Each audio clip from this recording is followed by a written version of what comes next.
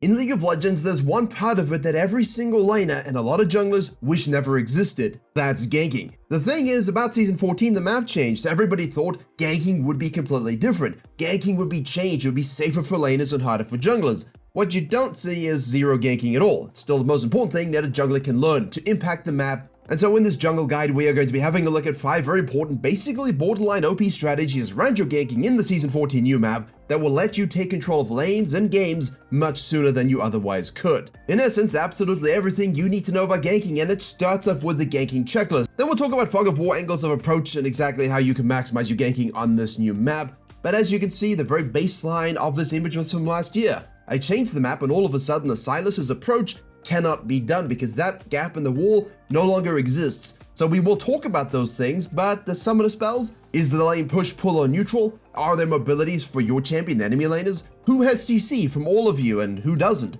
What ultimates are available? Remember that 530 wave brings about level 6, so can I gank at 5 minutes to remove that Shen power spike or that Malphite ultimate spike? Always assume this ganking checklist in your mind no matter where you're ganking. Mid lane, bottom lane, top lane. If you're invading a raptor camp, it doesn't really matter. The idea is the same. Now, before we talk about those angles of approach I mentioned and all the 5 magical tips that you need to know, remember the Jungle Changes video where we talked about Fog of War and I showed a Volibear and a Nunu, basically just frolicking around doing some really weird things, showing you the Fog of War changes that you need to be aware of. Yeah, there can be wider openings into the lanes, less angles of approach because there's big fat walls in the way, but the vision radius on wards, champions, and minions hasn't changed. You can see here the example from mid lane and how one can apply a gank, but hopefully that drives the point home. There are pockets in the Fog of War that you can use that can be misleading for you as the jungler as well as the laner. And as always, if you want the best Season 14 content, you absolutely must head over to Virkayu.gg. I have a free jungle improvement resource as well as a dedicated program where we have jungle video courses, jungle coaching, coaching VOD libraries, weekly free video content seen nowhere else, as well as Q&As and patch note rundowns, as well as a private jungle Discord.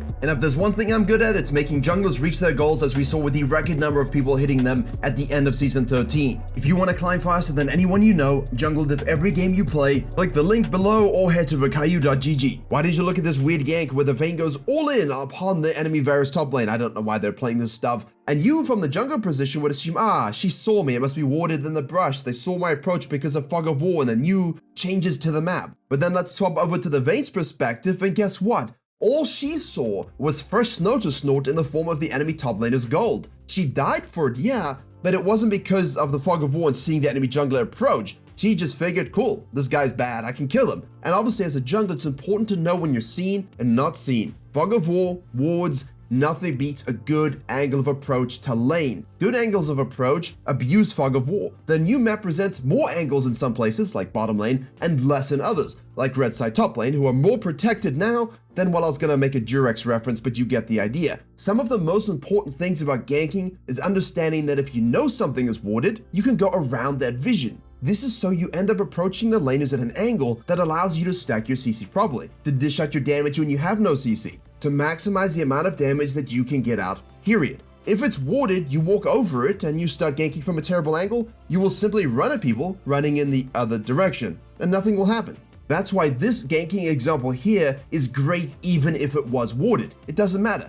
They are pushed up so much that warding is irrelevant, which is why we think about the ganking checklist. What's the position of the wave? What's the position of the laners? Middle, push, or pull? Just go if it's warded when it's pushed all the way up. Do not stop. If you stop to clear the ward, you're gonna lose that amazing angle and they will just disengage. Now, if the lane is more neutral and it's actually warded, you probably would not be able to do anything about this gank as they would simply back up and make it quite difficult for you to actually hit that, which means you would need to take a different angle around the outside, circumventing the vision. If you have great CC or just high damage and maybe they're already chunked from resources due to previous trades, then most likely you could very easily invest in going around the long way, especially if the enemy jungler is on the opposite side, which in this particular example that we're using with all the arrows, he was. Now obviously you noted we shifted from one gank to another, changing the champions and the different positioning of the enemy laners, and notice in the second example the angle of approach compared to the previous gank. More in the middle, cutting as much as possible in order to cut off their retreat. We didn't want to go the long way because that gives them time to escape.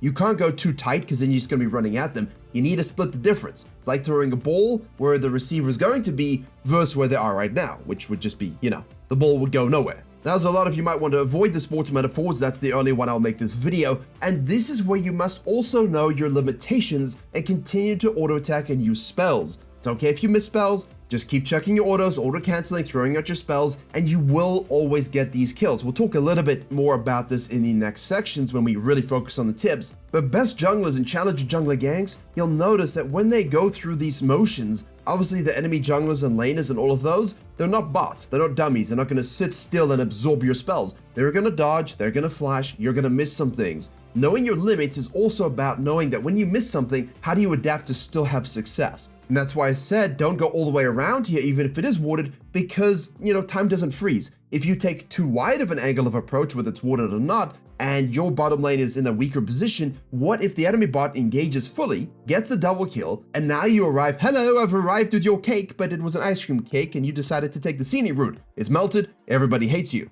All of this applies to mid lane and top lane as well. Your angle of approach based upon vision and proper pathing will enable all of your ganks. If it's warded and the lane is neutral with you and your team having minimal CC, you can avoid it by taking the longer route. If it's warded and the lane is neutral, but you and your team have great CC, then you can just walk through that vision in order to stack it up and get the kill anyway. Ideally, your laner is engaging with that CC, but sometimes they're dumb. It's not their fault, they have to play lane. You can go ahead and lead with your CC if possible, but just so you're aware that they might not open with it. If it's not warded and the lane is neutral, you want to take that high arcing pathing just to ensure your angle is good for the gank, but you don't want to waste too much time overdoing it. The Zyra Blitzcrank example is perfect for this. This of course works in any lane. Don't just run at the enemy laners from the front so that they go the other direction. Move in a way that surprises them, that cuts them off from fog of war, that shows, oh, whoa, hey, I warded, how did you show up here?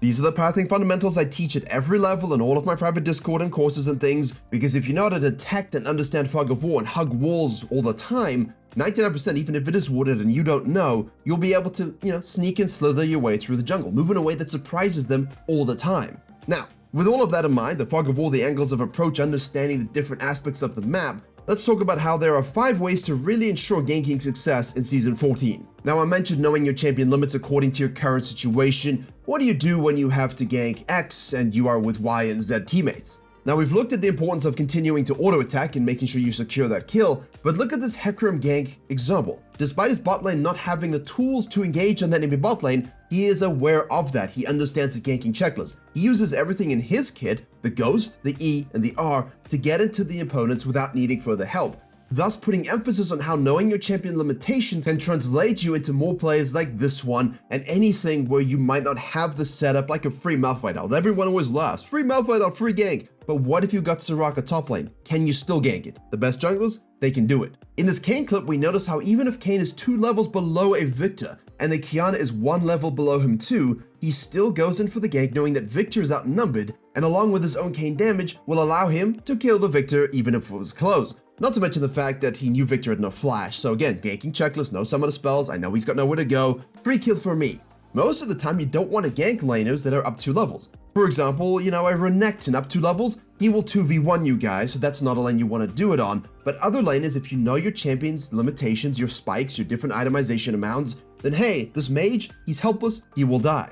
And you'll notice how this isn't very complicated, and I'm not giving you a clip on how to know exactly what your champion limitations are. That would take me about 300 years to record for each champion, but look at this Lee Sin clip. We can see him failing a Q, and instead of autoing, it doesn't matter in the end. Why? That's because he only had to use his ward dash plus E with auto attacks as a finisher in order to make the gank successful. The gank didn't require 100% input, only 50%, so if he fails at half of it, it doesn't really matter. Often enough, you will have such type of ganks once you know the limits of your champions to be able to make up for your mistakes, make up for the enemy dodges, you'll know what the opponent's champions do, and you'll have your backup strategies. Like, oh, I want to gank but not use my ultimate. Well, I missed my spells, I guess I gotta use my ultimate. But as long as you get the kill, double thumbs up. The second mega pro tip is be mindful of the minion wave and the resources your laner and their opponent has. Process all the information and see if you can truly gank or not. And guess when you do this? Not when you've left your jungle and you're sitting in the river and you're looking at the laner on your calculator. You are doing this while farming. You're doing this while leaving the nexus and walking back on the field. Often we are in a situation like this Jax where we think if we should full clear or 3-chem gank. At least we hope so, right? Well, in this case, this is what the Jax was more than likely thinking about. Why do we think that just watching this as observers? Because as he finishes his clear, notice how he goes for the gank knowing that Sylas is low and killable. Guess what? Guy just clicked on the map and used his F key, said, huh, low, resources, free kill. He didn't just full clear blindly because some guy told him never gank and impact the lanes. Cheese never works. Smart adaptive junglers always work. Because we observed the laner's resources, we made the right play. Lilia, instead of going for a random invade on the top side or going back to clearing camps, Wolves in this case, if you look at the minimap, she goes straight to help the Tryndamere, not because he's a real sexy hunk in the cinematic, but because he's in need. And he's a sexy hunk from the recent cinematic. He might have been low, but Tryndamere was 6 and they were 5, so they had no way to kill him fast enough when he had his ult available. Thus, Lilia rushes over thinking she can save him, thinking she's Ashe, she spam pings the on my way and secures a double kill. Sadly, he is dedicated to only 1. And also this is good news for dumbs because, you know. Number 3, not having enough patience, aka using your CC or mobility stifling abilities too soon can lead an enemy to escape very easily. Now this works in multiple ways. For example, if I want to gank a lane that has good CC but the Leona, isn't in the lane, and I just rush on in thinking I can get the kill, they get away, not dying, and all of a sudden the Leona shows up. Well, why didn't you just wait for me? Then we can stack our CC spells and get the kill. Do a grump, play some vision, chill out, have some tea. When Leona arrives back from base, go ahead, stack your CC, get the free gank. Jungle diff. Also, it happens when, there's a Leona in the lane and you show up and you just all hit your stuns at the same time. Instead of letting her hit her stun, then you hit your stun, you take turns. Basically, you ensure that the enemy laner just never moves again. And you've seen that with this Xin Zhao and Leona example. As she engages, he goes in, and yeah, it's one of the most scuffed teamfights you'll ever see, but in dire situations, Xin Zhao knows he has everything in control and actually scores a lot of kills. How nice for him, cringe champion. Now if we shoot to the other side of the map in the top lane, it's very difficult to gank in Season 14 apparently. The Jax remembers the Fog of War tricks and sections that most of you probably skipped. I would go back and watch it, and instead of showing quickly, he's patient. He waits a bit for the engage from the laner, and when he's about to go and gank, he hugs the wall nice and tight, good vision pathing always like this, cuts the Malphite from coming to his turret, reveals himself from the Fog of War as late as possible, and all of these small details in terms of stacking CC, coming in surprising the enemy jungler, these result in kills. These result in powerful ganks. The fourth thing here is target selection. Which champion do you think is going to die from your gank first? Who do you focus on, and when should you peel? In this example here, our jungler knows he's outnumbered, thus has to focus on the kill he's closest to and proceeds to not do much afterwards. He cannot greed for another kill, otherwise he also would die. In this other example, Evelynn W's the Jinx, but instead of going on her immediately, she goes on the Karma to chip some damage onto her, then switches onto the Jinx to get that full charm, beautiful ultimate usage, and Jinx dies instead. Later, she also kills Karma, sacrificing her own life, but she got a double kill, which is only good for assassins. A 2-for-1 for assassins early is always beautiful because you will use that gold more than they will, and it's gold on you, a singular entity, versus on 2 people, the enemy, who died, and only got assists. Unlucky. What about top lane? Yes, the gap in the wall is gone, so you have to gank like the Jax as I showed just now, but you can also, with this Evelynn, the same Evelynn, see that when they overcommit on these dives, you can counter gank it and counter dive it as well. You can also dive it, if you're blue team, but Grace wanted to flash in from the front. So to cut Ahri away from the dive, the Evelynn focuses on her instead. This leads to both Ahri and Graves dying because of this decision alone. Small detail here. Evelynn W's the Ahri really quickly to get the slow, not waiting for the full CC. This allows her to close the gap, get the kill. Now Graves is stuck and he will die as well. If you go for the Graves initially, Ahri escapes. Now the fifth and final thing here is repeat ganking, because if a target is free when they have no flash, we've referenced this in this video, or anything useful in terms of mobility, just gank again. You kill them, you go farm some camps, you kill them as soon as they get back to lane. You kill them, you do a crowd, they TP back, you kill them again.